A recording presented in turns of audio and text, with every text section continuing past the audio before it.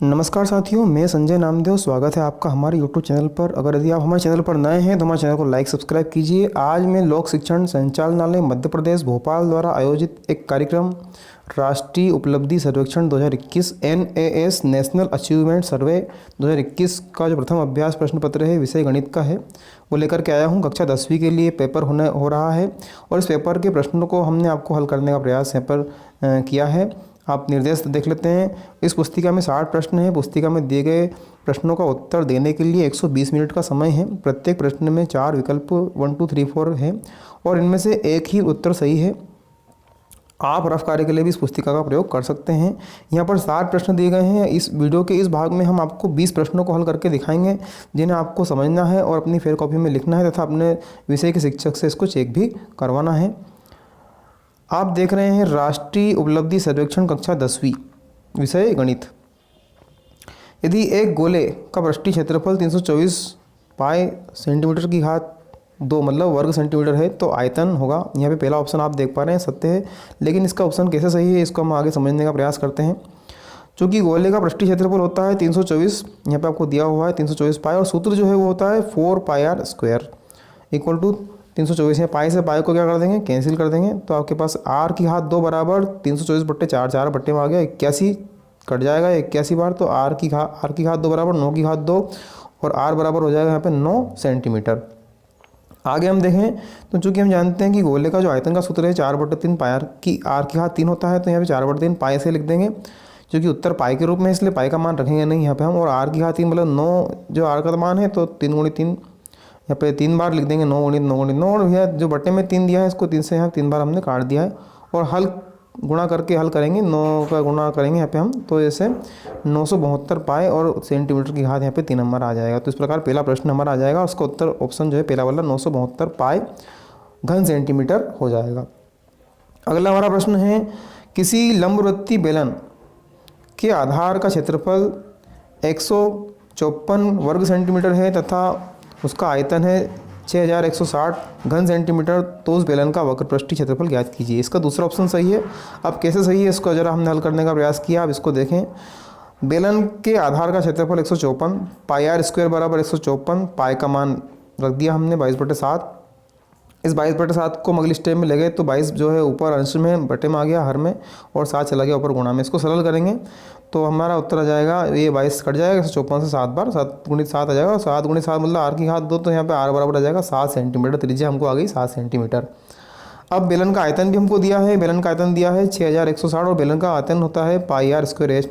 अब यहाँ पाई का मान 22/7 आर अब हमने निकाला अभी ऊपर 7 × 7 2 बार क्योंकि 2 घात है और एच का मान हमको याद करना है इसलिए एच ऐसे रख देंगे और 6160 ऐसा जैसा एच को सुरक्षित रखेंगे LHS में और 22/7 में यहाँ 7 से 7 कैंसिल मतलब 22 × 7 जो है बट्टे में आ जाएगा। इसको सरल करेंगे तो हमको उसकी ऊंचाई मिल जाएगी एच बराबर 40 सेंटीमीटर।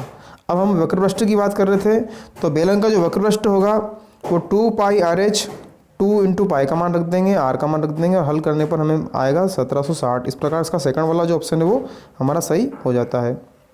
ठीक है, तो सेकंड ऑप्शन हमारा जो है 1760 इसका उत्तर जो है वो सत्य हो जाएगा।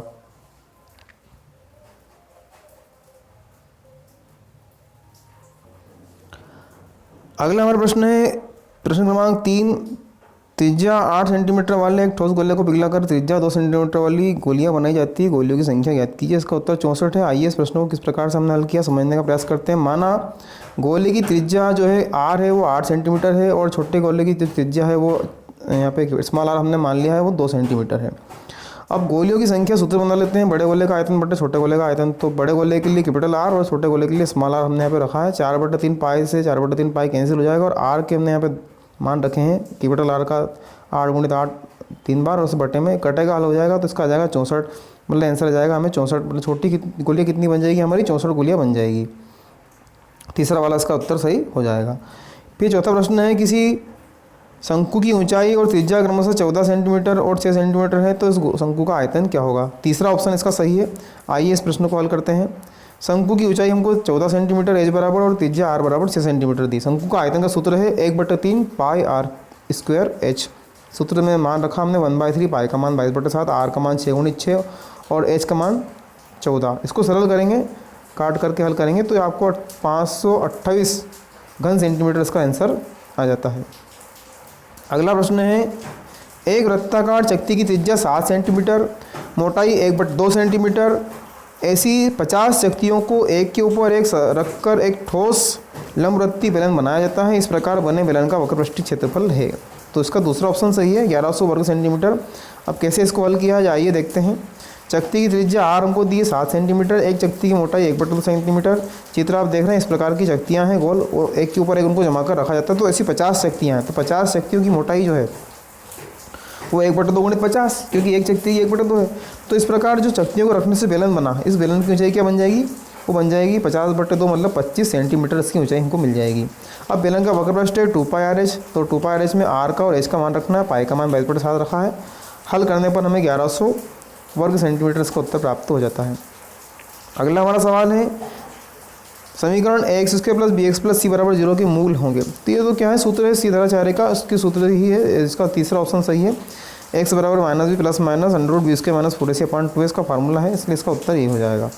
अगला प्रश्न है, x - 2a, x - a, x + a, x + 2a का माध्य होगा। यहाँ पे आपको 4 ऑप्शन दिए, पहला ऑप्शन सही है। आइए सूत्र के माध्यम से इसको हमने हल किया, देखते हैं। माध्य का सूत्र है दिए गए आंकड़ों का योग बटे आंकड़ों की संख्या। तो दिए गए आंकड़ों को हमने जोड़ा है, 2a से 2a, a से a कैंसिल, माइनस प्लस के हैं, और x हमारे पास 5 बार, तो 5x/x लिख दिया, x 5 से 5 कैंसिल कर देंगे तो हमें x उत्तर जाएगा। इसका इस प्रकार हमारा पहला ऑप्शन इसका सही हो जाएगा। फिर निम्न कथन में कौन सा सत्य है, सभी पूर्णांक एक पूर्ण संख्या है, प्रत्येक परिमेय संख्या एक पूर्णांक होती है, प्रत्येक अपरिमेय संख्या एक वास्तविक संख्या होती है, प्रत्येक वास्तविक संख्या एक अपरिमेय संख्या होती है। यहाँ तीसरा ऑप्शन सही है हमारा, क्योंकि हम जानते हैं वास्तविक संख्या जो है उसमें परिमेय और अपरिमेय संख्या दोनों सम्मिलित होती हैं, तो अपरिमेय भी होती है और परिमेय भी होती है। तो यहाँ पे लाइन लिखी जा रही है कि अपरिमेय संख्या जो है वास्तविक संख्या होगी, तो ये सत्य है, तीसरा ऑप्शन। प्रश्न क्रमांक 9 अगर हम देखें तो cos 60 dot cos 30 dot cos 60 minus sin 30 और sin 60 का मान होगा। तो यहाँ पे तीसरा ऑप्शन सही है, इसको हल करते हैं। तो cos 30 cos 60 और sin 30 sin 60 हमने लिख दिया है। यहाँ पे साइड में पहले देखें कि ये मान होते हैं इनके, cos 30 का √3/2, 60 का 1/2, sin 30 का 1/2 और sin 60 का जो है √3/2 मान रखा है। और देखिए √3/2 गुणित 1/2 ये क्या है, समान √3/4 और √3/4 से कैंसिल, तो इसका उत्तर जाएगा 0। इस प्रकार से इसका उत्तर 0 आ जाता है। अब देखिए प्रश्न क्रमांक 10, यदि ABCD मतलब 4 शीर्ष दिए हैं, -5 7 -4 -5 -1 -6 और 4 5 एक चतुर्भुज की भुजाएं हैं, यहाँ पे उनके शीर्ष आपको दिए जाते हैं। ठीक है, अब ABCD या भुजाएं शब्द गलत है, इसको शीर्ष पढ़ा जाए। चतुर्भुज ABCD का क्षेत्रफल हमको जो है ज्ञात करना है। ठीक है, तो चतुर्भुज ABCD का क्षेत्रफल हम ज्ञात करेंगे। आप एक चित्र देख रहे हैं यहाँ पे, इस चित्र की सहायता से हम क्षेत्रफल ज्ञात करेंगे। ABCD हमने नाम दे दिया है। अब हमको क्या है कि इस चित्र के माध्यम से आप देख रहे हैं कि हमने इस चतुर्भुज को 2 त्रिभुजों में डिवाइड कर लिया है। तो पहले हम किसी एक त्रिभुज का क्षेत्रफल ज्ञात करेंगे, फिर दूसरे त्रिभुज का क्षेत्रफल ज्ञात करेंगे, और उस त्रिभुज के क्षेत्रफल के सूत्र की सहायता से इसको हम हल कर देंगे। आप देख रहे हैं त्रिभुज का क्षेत्रफल का सूत्र है, यदि शीर्ष दिए हो तो 1/2 x1 y2 - y3 + x3 y3 - y1 और x3 y1 - y2। यह हमने चित्र के अनुसार ABD जो हमारा है उसमें हमने ABD लिया है। ABD के हमने यहाँ पे मान रखे हैं, इसमें x1 y1 और x2 y2 इनके सभी के हमको मान रखना है। मान रख कर हमने इसको हल किया है, तो इसका उत्तर हमको आया 53 वर्ग इकाई ABD के लिए। इसी प्रकार हमने, आप देख रहे हैं, हमने BCD का क्षेत्रफल ज्ञात करने के लिए सूत्र में डायरेक्ट मान रखा है, हल किया, हमको उसका उत्तर आया है 19 वर्ग इकाई। अब चतुर्भुज क्षेत्रफल हमारा क्या हो जाएगा, का क्षेत्रफल हो जाएगा, हम इन दोनों त्रिभुज के क्षेत्रफल को जोड़ देंगे तो 53 और 19 तो 72 वर्ग इकाई हमें इसका उत्तर आ जाता है। ठीक है, इस प्रकार अगला प्रश्न है, यदि tan थीटा बराबर 3/4 है तो cot थीटा का मान होगा। अब tan थीटा का जो सूत्र है वो cot थीटा के लिए फार्मूला है, cot थीटा बराबर 1/tan होता है। तो tan का मान हमने रखा 1 के बटे में 3/4, उलट के गया ऊपर आ जाएगा 4/3, मतलब इसका पहला वाला ऑप्शन सही हो जाता है। फिर cos 45 डॉट sin 30 का मान हमको निकालना है। तो cos 45 और sin 30 का मान हमने, cos 45 का होता है 1/√2 और sin 30 का होता है 1/2, तो ये 1/2√2 मतलब इसका तीसरा ऑप्शन सही हो जाएगा। अगला आता है tan 13 डिग्री का मान बराबर होगा। तो tan 90 - 77 मतलब 90 में से 77 घटाएंगे तो 13 आ जाएगा। तो यहाँ 90 - थीटा = cot थीटा का फार्मूला अप्लाई किया है, तो ये cot 77 डिग्री में चौथा ऑप्शन हमारा इसका सही हो जाता है। किसी पासे को एक बार फेंका जाता है तो इसकी ऊपरी फलक पर अभाज्य संख्या प्राप्त होने की प्रायिकता 1/2 होगी। पहला ऑप्शन सही है, लेकिन इसको हमने कैसे हल किया जरा आइए देखते हैं। एस बराबर 1 2 3 4 एक पासा आपने फेंका तो कुल संभावना एन एस बराबर यहाँ पे 6। अभाज्य संख्या होती है 2 3 5 होती है, तो कुल एन बराबर यहाँ पे क्या है, घटना यदि ए है अभाज्य संख्या प्राप्त करने की तो एन बराबर होगा 3। प्रायिकता का सूत्र है एन बटे एन एस, तो 3/6 बराबर आपको मिल जाएगा 1/2। इस प्रकार से हमारा पहला ऑप्शन सही हो जाता है। अगला प्रश्न है, बंटन हमको दिया गया है x1 4 6 9 10 15, बारंबारता जो है इसकी आवृत्ति दी गई है f1 5 10 10 7 8। तो इसको हमको माध्य निकालना है। माध्य को हमने हल करने के लिए यहाँ पे देखो पूरी टेबल बनाई है। हमने x1 लिखा, x1 लिखा, x.f निकाला और इनको हमने यहाँ पे जोड़ा है तो fx हमको आया 40 और सिग्मा fx हमको आया 360। आगे इसका फार्मूला है, इस फार्मूले को देखो, समांतर माध्य बराबर sigma fx upon sigma f होता है। तो 360/40 हमने किया, 0 0 कैंसिल और 9 बार कैंसिल हो जाएगा 36 से 4। तो इस प्रकार इसका उत्तर आ जाएगा हमको 9। अगला प्रश्न हमारा है प्रश्न क्रमांक 16, 12 संख्याओं का माध्य 11 यदि हम 3 संख्याओं 2 5 6 को क्रमशः 6 5 2 से बदल दें तो नया माध्य क्या होगा। नया माध्य भी इसका 11 ही होगा, जो पुराना है वही 11 हो जाएगा। क्यों हो जाएगा, क्योंकि 2 को 6 से, 5 को 5 से और 6 को 2 से बदला गया। तो ये देखो इसमें 2 भी शामिल है और 6 भी शामिल है, मतलब कोई नया चेंज परिवर्तन नहीं हुआ, इसलिए इसका माध्य 11 ही रहेगा। इस प्रश्न को हल करने की आवश्यकता नहीं, केवल एक ट्रिकी प्रश्न है। प्रश्न क्रमांक 17, 3 सिक्कों को एक साथ उछाला जाता है, सभी चित्त प्राप्त करने की प्रायिकता ज्ञात होगी। तो देखो कुल परिणाम है टी, ये मतलब 3 सिक्कों को, एक tail tail tail tail tail H, फिर टेल एच टी, ऐसे कुल कंडीशन हमारी आती है एन एस बराबर 8 जो आप देख रहे हैं। और अनुकूल क्या कह रहा है, वो अनुकूल कह रहा है सभी पर चित्त मतलब सभी पे हेड आने की प्रायिकता। तो मान लो वो ए है तो एन एस जो है अपना यहाँ पे जो है हो जाता है ए, और इस प्रकार हमारी घटना हो जाती है वो हो जाती है 1। तो इस प्रकार हमारा अनुकूल बटे कुल मतलब 1/8 इसका उत्तर आ जाता है।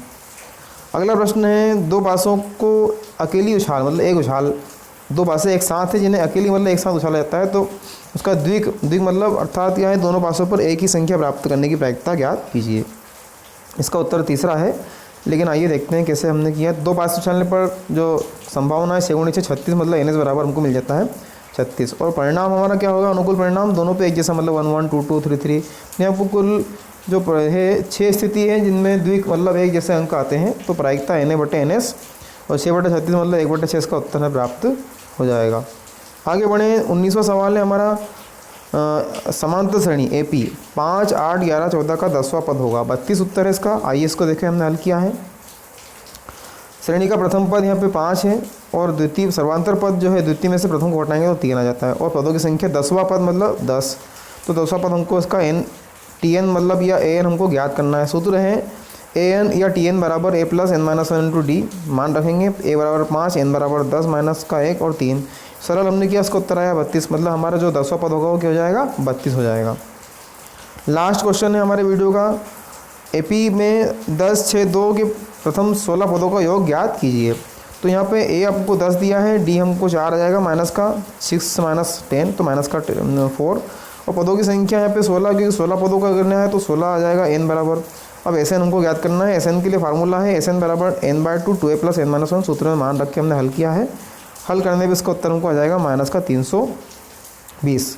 इस प्रकार से साथियों हमने आपको इस गणित विषय का जो पेपर है हमारा NAS का, इसके 20 प्रश्नों को हमने हमारे इस भाग में हल कराया है। अगले भाग में हम आपको अगले 20 प्रश्नों को हल कराएंगे, इसलिए बने रहिए हमारे चैनल पर और देखते रहिए। और इन सभी प्रश्नों को आपको अपनी फेयर कॉपी में हल करना है और अपने विषय के शिक्षकों को ज़रूर चेक कराना है।